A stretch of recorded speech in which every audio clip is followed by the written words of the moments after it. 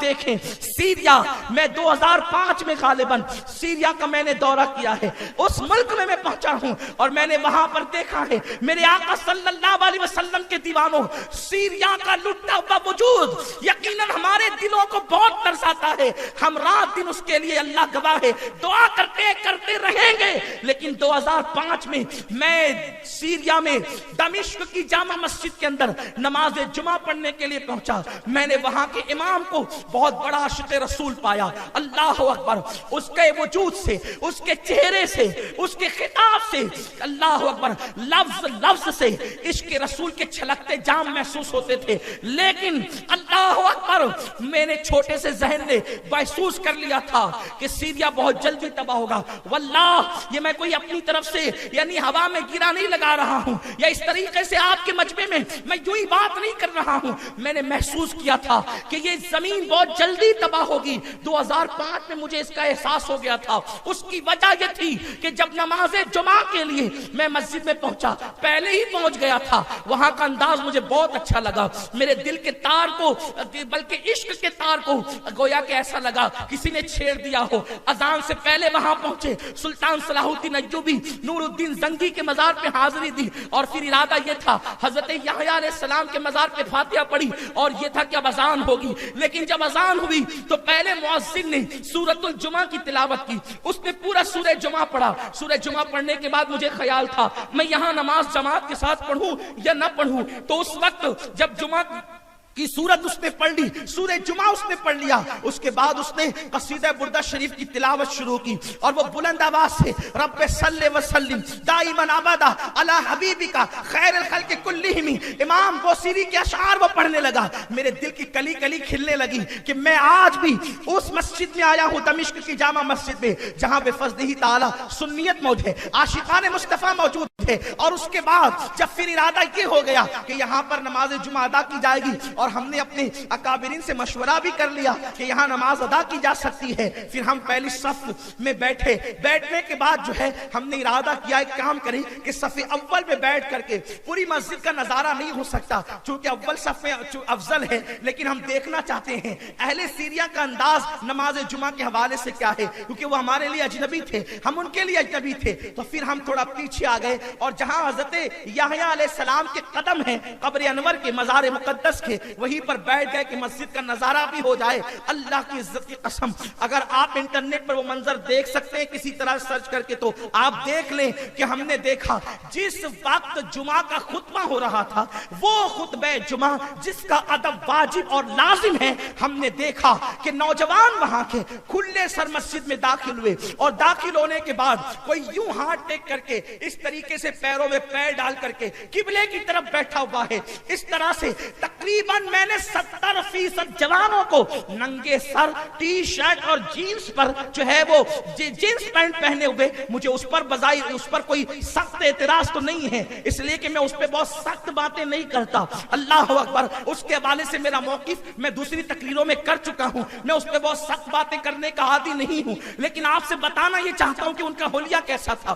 Jeans پر T shirt پر وہ موجود تھے، نہ سر ان کا ننگا تھا، اتنی آستینیں تھی اور خطبہ وہ اس طریقے سے سن رہے تھے اور سن کیا رہے تھے بلکہ ہاتھ ٹیک کر وہ آپس میں باتیں کر رہے تھے. اللہ اکبر، اللہ کے رسول صلی اللہ علیہ وآلہ وسلم نے خطبہ سننا لازم قرار دیا ہے، خطبے کے وقت چپ رہنے کا حکم دیا ہے. اس وقت رحم کا ارشاد ہوا ہے کہ جو خاموشی سے خطبہ سنے گا اللہ اس پر رحم کرے گا. آپ بتائیں چپ رہ کر سننے والوں پر خدا رحم کرتا ہے، لیکن جو سنے ہی نہیں آپس میں باتیں کریں، پیر لمبے کر کے بیٹھ جائیں، پیر پہ پیر ڈال کر یوں بیٹھے جیسے کسی قہوہ کھانے میں گئے بیٹھے ہو، جیسے کسی چائے کی دکان پہ بیٹھے ہو، یا جیسے معاذ اللہ معمولی جگہ پہ بیٹھے ہو. مسجد کا ادب کیا ہے؟ اللہ اکبر. ایک مرتبہ حضرت سیدنا داؤد طائی رحمت اللہ تعالی علیہ نے مسجد میں پیر لمبے کر دیے، آواز آئی داؤد. اللہ کے گھر میں بیٹھنے کا یہی ادب ہے، بادشاہوں کے دربار کا یہی ادب ہے.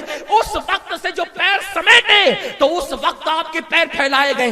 جب وصال کے بعد غسل دینے کے لیے آپ کو غسال نے جو ہے تختے پر لٹایا, آپ غور کریں بزرگوں کے ادب کا یہ عالم تھا, آپ کا اندازہ فرمائیں. تو ہم نے اس انداز سے دیکھا خطبے پہ ان کے کوئی توجہ نہیں, جبکہ امام کے خلوص والے ایک ایک لفظ سے عشق مصطفیٰ کے چشمے پھوٹ رہے تھے, عشق مصطفیٰ کے سوتے پھوٹ رہے تھے, ہماری آنکھیں اشکبار ہو رہی تھی. خدا جانے اتفاق سے وہ دن کیسا تھا. اللہ اکبر, ان کا عنوان عشق مصطفیٰ صلی اللہ علیہ وسلم تھا, اور اس سرزمین پر جو ابدال کے حوالے سے رسول پاک نے بشارت دی تھی اس کے متعلق وہ حدیثیں پیش کر رہے تھے میرے آقا علیہ السلام کے دیوانوں. مگر ہم نے دیکھا انہوں نے کوئی توجہ نہیں کی جسے ہم عوام کہتے ہیں. اور جب خطبہ ہو گیا لوگ نماز کے لیے کھڑے ہو گئے, 2 رکعت کا سلام کیا پھرا. وہ امام تو اتنے خلوص کے ساتھ عاجزی کے ساتھ دعا انہوں نے کی, لیکن اس دعا میں تقریباً 70% کم و بیش لوگ شریک نہیں ہوئے اور لوگ مسجد سے نکل کے چلے گئے. ایسا لگا جیسے کسی نے مجبوری میں ان کو بلایا ہو اور وہ جلدی سے اب بھاگ رہے ہو, وہ نکل کے چلے گئے.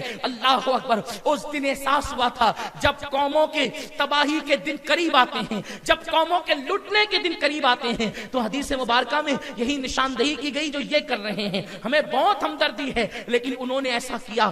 اسی طریقے سے آپ اہل عراق کو دیکھیں, خدا نے اتنی دولت دی تھی کہ گھر کی بیت الخلا کی ٹوٹیاں انہوں نے سونے کی بنوا رکھی تھی, سونے کی ٹوٹیاں انہوں نے بیت الخلا کی بنوا رکھی تھی. اٹھا کر کے تاریخ دیکھیں, جب قومیں اس طریقے سے بے پرواہ ہوتی ہے تو قدرت ان کو تباہ کر دیتی, بستیاں تباہ ہوتی ہیں.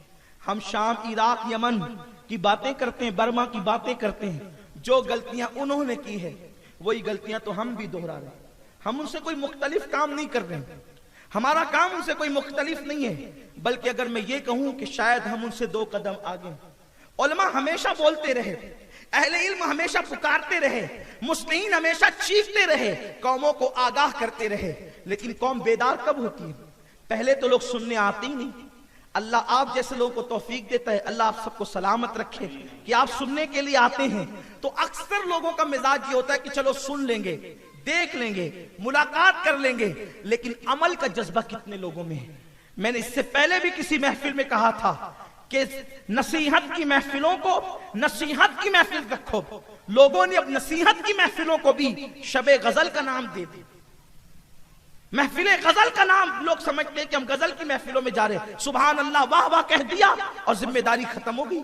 تقریر کتنی اچھی تھی, اور تقریر کتنی اچھی تھی, اس سند لینے کے لیے تمہیں نہیں بلایا گیا کہ تم خطیب کو اچھا خطیب ہونے کی سند دو, بلکہ نصیحت کے لیے اس لیے بلایا گیا ہے کہ تم اپنی زندگیوں میں تبدیلی پیدا کرو, اپنی زندگیوں میں انقلاب پیدا کرو, اپنی زندگی کو بدلنے کی کوشش کرو. اس لیے کہ جب انسان اپنی زندگی کو نہیں بدلتا, میرے قائد کا قول ہے کہ جب کسی قوم کو ناسے کی نصیحت اثر نہیں کرتی, جب کسی قوم کو خطیب کی تقریر نہیں بدلتی, تو پھر اس قوم کو عذاب الہی بدلتا ہے, اللہ کا عذاب بدلتا ہے. میرے پیارے آقا صلی اللہ علیہ